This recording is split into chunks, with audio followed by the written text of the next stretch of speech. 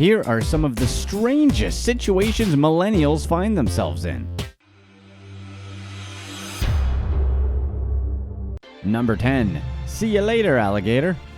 Why on earth would someone throw an alligator through a drive-thru window?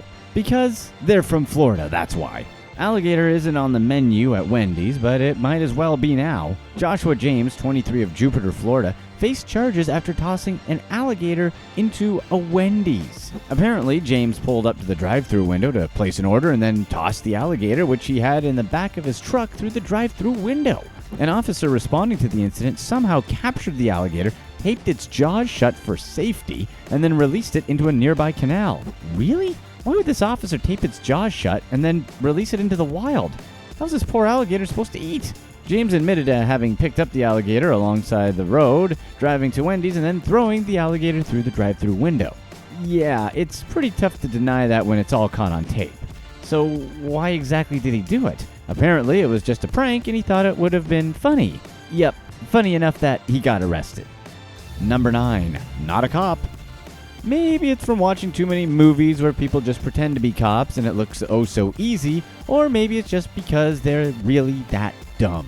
But a couple from, yep, you guessed it, Florida, actually tried to pretend to be detectives so they could bust a friend of theirs out of jail. Francine Olson, 22, and Brandon Rees, 24, told staff at the sheriff's office in DeSoto County, Florida, that they were new detectives. How easy is it to figure out someone isn't a detective? Probably really easy. Apparently, they talked to the staff through the jail entrance intercom to try to get into the jail. Obviously, officers weren't fooled at all, and they were quickly reunited with their friend on the inside. What exactly was their plan? We're not too sure how easy it is to get someone out of jail, but we imagine that it definitely takes a little bit of identification and background check. Number 8. No fun in North Korea. One thing we know not to do is to mess around whenever we're in North Korea. Not that we know from experience. Otto Warmbier was arrested in North Korea for allegedly trying to steal a political poster. While in most places on Earth this might result in a small fine and a sharp reprimand, North Korea is the last place on Earth to mess around. They sentenced him to 15 years of hard labor back in January of 2015. Now, part of it, or maybe all of it, was purely political.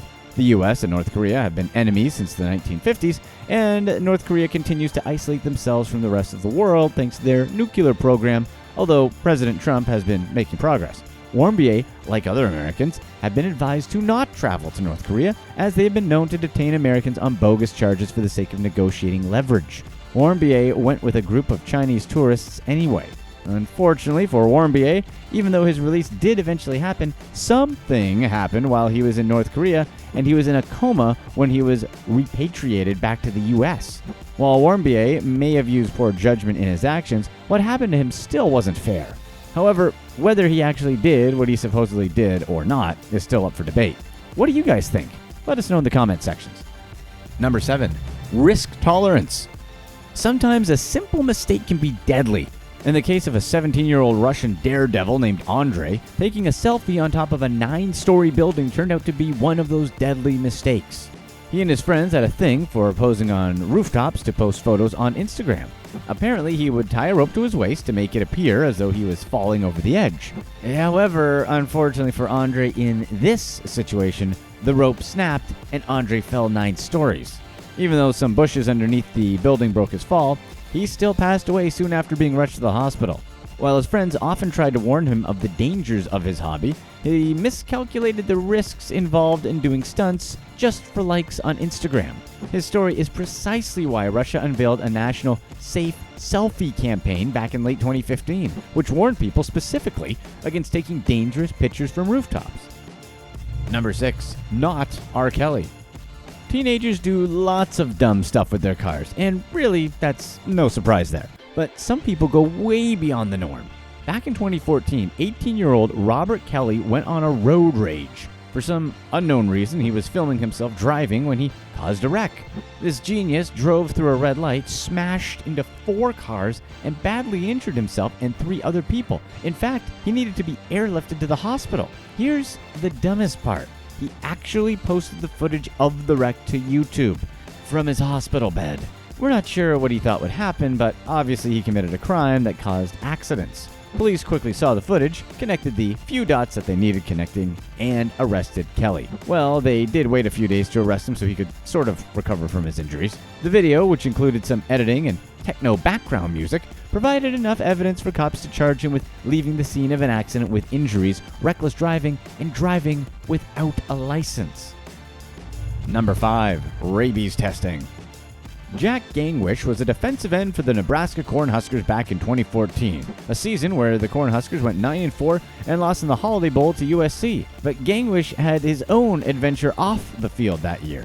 One night, while driving along a secluded road in Nebraska, he noticed a raccoon on the side of the road. Since raccoons are known to sometimes carry rabies, most people have common sense to avoid them. Gangwish, however, might have had a few too many hits to the head because he thought it would be a good idea to take a selfie with the raccoon. Gangwish later himself described the situation as, quote, a raccoon selfie gone wrong. The raccoon, who was just minding his own business, did not want to pose for the picture, so he bit the guy. Now, here's the part that blows our mind.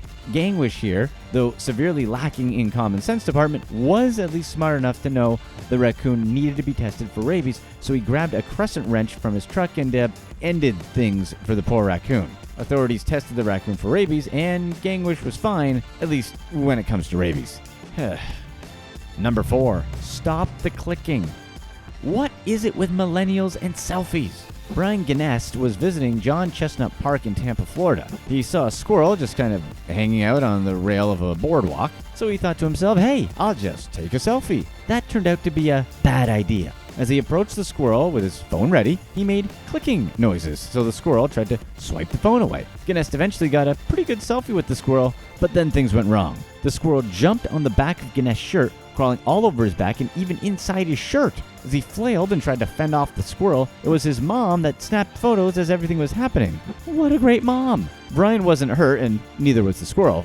Of course, the photos went viral. Local news crews from his hometown in Maine interviewed him, and he seemed to be a pretty good sport about the whole thing. This selfie ended with a good laugh and a valuable lesson. We all need to respect nature.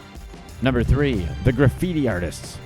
When we're in other countries, we can't just assume the law works the same as in our country. 2 young Germans got some punishment when they were caught defacing a Singapore train. 22-year-old Andreas von Knorr and 21-year-old Elton Heinz were both sentenced to 9 months in a Singapore prison. And, oh yeah, they got a caning too. They decided to break into a train depot, spray-painted a train car, and then fled the country. On the criminal spectrum, these guys probably come nowhere close to someone such as, say, Al Capone, but Singapore officials launched an international manhunt for them and tracked the guys down in Malaysia. Singapore has been known for its severe and unusual forms of punishment.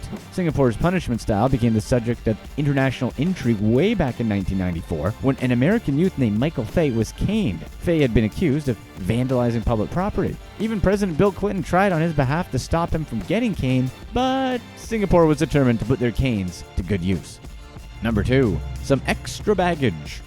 Kids run away from home fairly often. Usually it's just an attempt to rebel against mom and dad, and they end up not far from home. But there is the occasional exception, like this kid in China, who ended up hiding in the cargo hold of an airplane and made it all the way to Dubai before being caught. While officials didn't release his identity, they said he was a 16-year-old with the last name Zhu. He supposedly decided to run away because he heard he could make a bunch of money begging on the streets of Dubai. Maybe he was unaware of the dangers associating with riding in the cargo hall, or maybe he came from a really messed up situation, but he essentially risked his life making this ill-advised journey. The flight lasted 9.5 hours, and by some small miracle, he made it out alive. However, other people have not been so lucky. Hundreds of people have attempted to be a stowaway, and the majority of them don't make it. Dating back to 1946, the U.S. Federal Aviation reported that out of 103 such attempts, roughly 77% of stowaways don't make it.